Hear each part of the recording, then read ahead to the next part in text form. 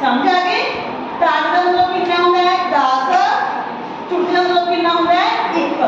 जे मैं 3 ताड़ियां मारूंगी तो कितनी हो गया 30, 10 10 10 30। चुटकियां ने 2 वाले कितने हो गया 2, तो संख्या कितनी बन गई 32। ਹੁਣ मैं शुरू करती हूँ, ठीक है? ध्यान से सारे मेरे वाला 20। हाथ खड़े करना, कितना हो गया 20। पूरा खड़े करना, ठीक है?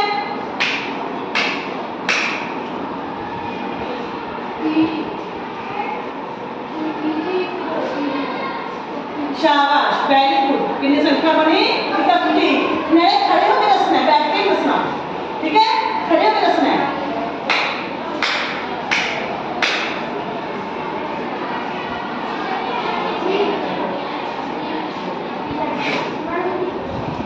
शाबाश, कितनी हुई 42। क्योंकि 4 ताड़ियां बजियां सी 2 चुटकियां, कितनी हुई 42।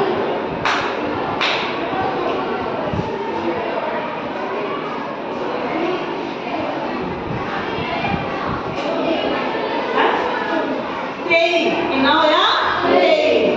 हाजिर कुछ समझ नहीं आने लगा।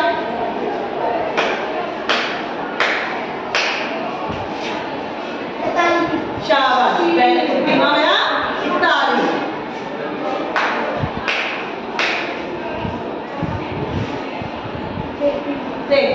ठीक है? समझ आ गई सारे जगह इक्वल में होता है।